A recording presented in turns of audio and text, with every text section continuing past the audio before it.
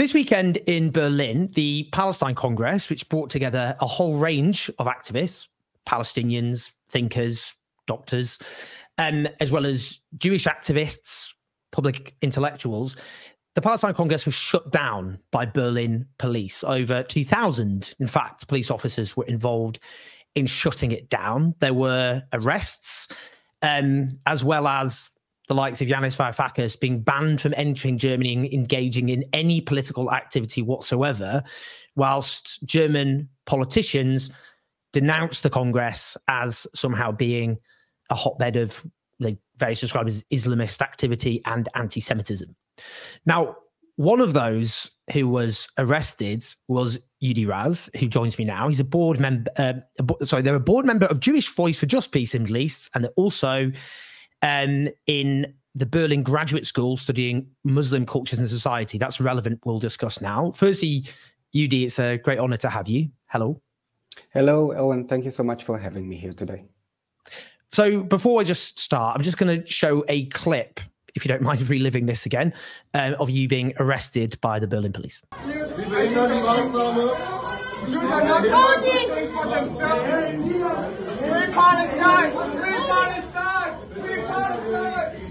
are taking a Jewish person, and then you're talking about anti-Semitism. So, Yudi, can you just explain what the hell happened there from your perspective in terms of the Congress, it being shut down, and then you being arrested? Can you just explain what happened? So I think the footage speaks for itself. What we have been witnessing on Friday in Berlin as the Palestine Congress took place here was another manifestation of what we have been experiencing throughout the last 6 months, as the German government show its commitment to an ongoing genocide in Gaza, in Palestine. But in the context of Germany, we saw how the German government is committed again and again and again to the violation of Germany's basic law. What we saw in the footage was the aftermath of what happened before, where one of the police persons who basically made us stop the Palestine Congress, he stood to the front and he was looking at me, pointing at me, at my kippah that you see over here, and he was laughing with his other police colleagues. After a moment, I came to confront him with his action, and I said that he is an anti-Semite. At this moment, he decided that this was an assault. I am not allowed to decide, me, a Jewish person, me, as self-identifying Jew, I am not allowed to decide for myself what I perceive as anti-Semitic. It is the Aryan police person who decided for me, not only that what I experienced is not legitimate, but also what he said, that the way that I understand or perceive reality as such is a very insult to his job. At this moment, he decided to arrest me. I was detained for about 2 hours. Wow. Wow. That really is some context. So after a police officer was laughing at you visibly as you were there wearing your kippah, and then you suggested that as anti-Semitism, they then arrested you. And then in the aftermath, it was then suggested that the arrests were linked to the Congress itself being anti-Semitic when you as a Jewish activist were taken away by the Berlin police. Because exactly. You suggested it was anti-Semitism at play on their behalf. Oh, and this is exactly why it's so ridiculous. Since months, we hear that what we are doing for calling for democracy, for calling for human rights, for calling for the implementation of law for everyone who lives between the river to the sea. Every time we do so, those who are in power point at us and accuse us to be a danger to Germany, but also for Jews themselves, completely disregarding the fact that we speak from our own experience as Jewish individuals, as a group, indeed, of Jews who came together as Jews in order to promote an idea that Germany told us that actually it's something that we should celebrate. Yeah, we're talking about democracy, human rights, and international law. What is wrong with that? How did we end up in such a situation that Germany accuses those who call for a ceasefire as the problem of the nation and of Jews? I mean, I have to say, watching German police arresting kippah-wearing Jewish activists, I found it disturbing. I'll just be honest about it. And what's even more disturbing is earlier this year, research by Emily Disch-Becker found that a third of those in Germany who have been arrested or deplatformed over Gaza and accused of anti-Semitism are Jewish. What the hell is going on there? Exactly what I'm asking myself as well. You see, this fact that you mentioned third of all those who were cancelled are Jewish. This is, I cannot even count at the moment, but it's like it's hundreds of percentage more than our actual presence within the demographic sphere that constitutes the population of Germany. We are less than 1% of Germany's population, we as Jewish people. So the fact that Jews are among the most vulnerable groups who is now being attacked by those who are in power is quite telling that what Germany is interested in is not the protection of Jews as such. What Germany is interested in is only the protection of those Jews who are willing to reproduce and what Germany understands as its own national project, which is rooted in anti-Muslim racism. Jews who do not perceive Muslims as their essentially enemies are marked as a problem for Germany and for Jewishness.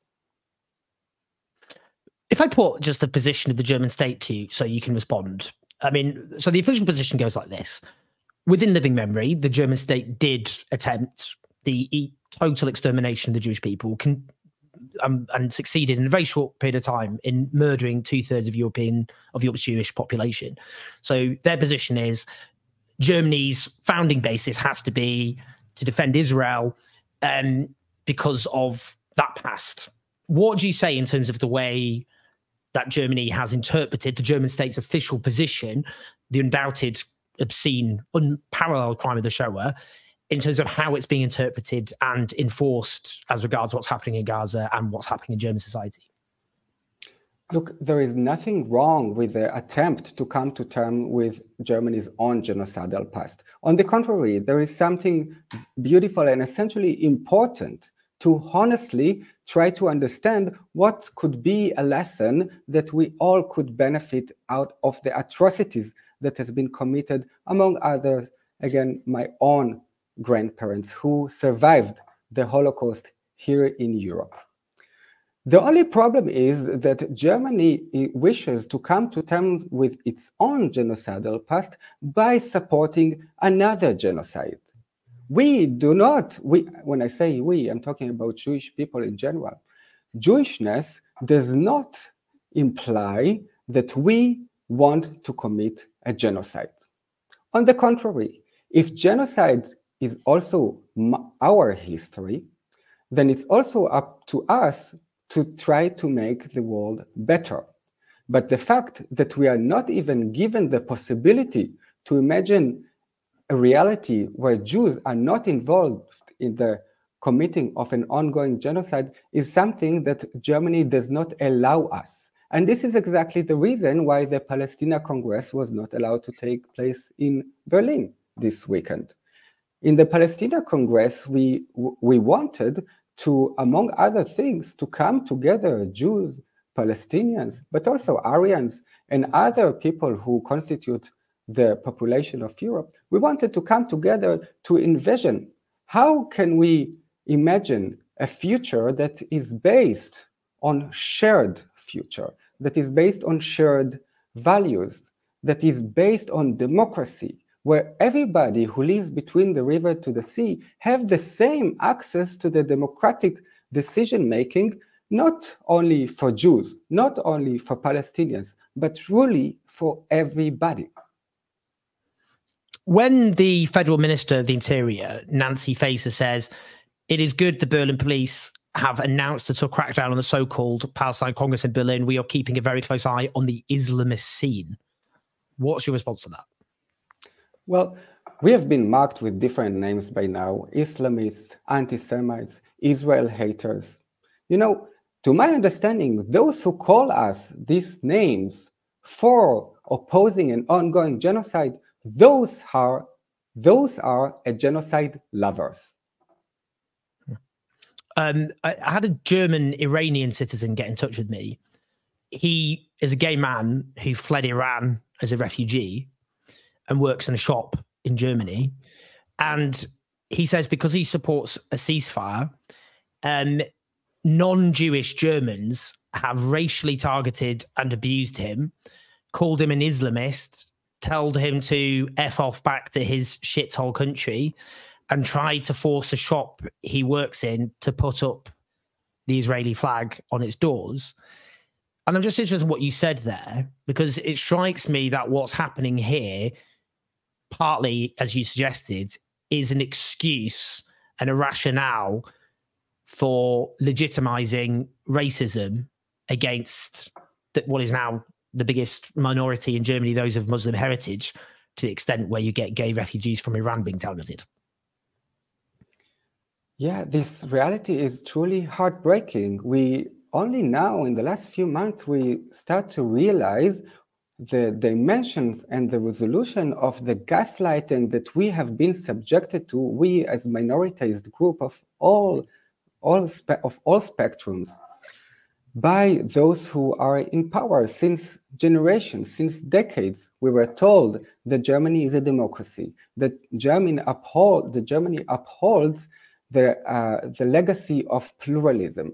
So where is it now? How comes that we are not allowed to participate in the democracy that Germany promised to us by the virtue of being human beings who live on the territorial geography of Germany?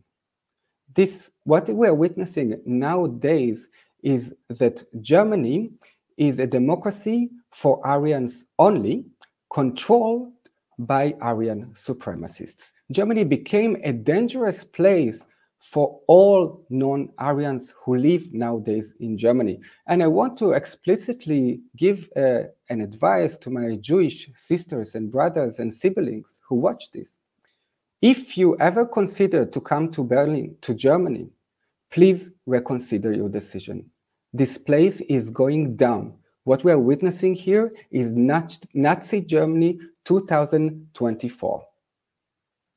Just finally, that was my final question, really, which is, this is happening under a nominally centre-left dominated government between, they've got a social democratic prime minister in coalition with the Greens, but also, of course, with the centre-right Free Democrats. But nonetheless, this is a country in which the far right, the AfD, are on the march and on the rise. I mean, I guess the worry I look at this is, if this is happening under a centre-left-ish, supposedly by, officially anyway, government, where is Germany going to head in terms of what's happening with the right, who really are obviously defined by racists, but also in the case of the AfD, clearly have Nazi sympathizers in them? This is a very important question, because we must keep an eye on the geopolitical development that also shows us what kind of future awaits for us right behind the corner.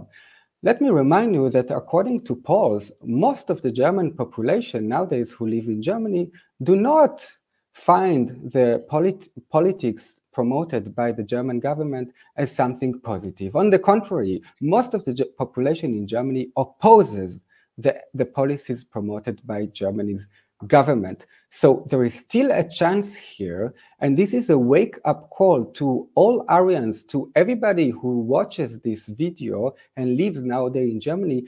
Go on the streets.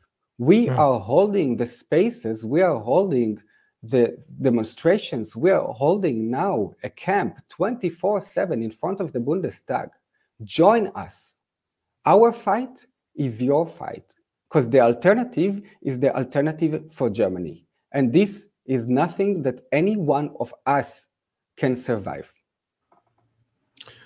Very powerful scary words, I'll be honest. It's terrifying what we're, I think, all witnessing here and the way things could head. But we also do see the incredible courage and resolve of people like yourself, which I think should give us all a huge amount of strength. I think this will be seen as a very dark period, obviously, of German history. Everyone looks at McCarthyism now, and McCarthyism is used as a pejorative term. But then again, the sorts of people who condemn McCarthyism are exactly the sorts of people who would have been part of it at the time. And so it goes for this horror show in which we see the targeting of disproportionately Jewish Germans, as well as the rampant racism against the biggest minority in the country, those of Muslim heritage, as well as complicity in a genocide and massive authoritarianism and clampdown on basic freedoms. And that apparently is compensating for Germany's past. Absolutely astonishing. Please do, everyone watching, share this, get the message out, make sure Udi's message is heard loud and clear. Leave your comments, like, subscribe. But Udi, it's been such an honor and solidarity and love to you and the rest. Thank you. Solidarity to you. Thank you for the very important work. And free Palestine. Free Palestine.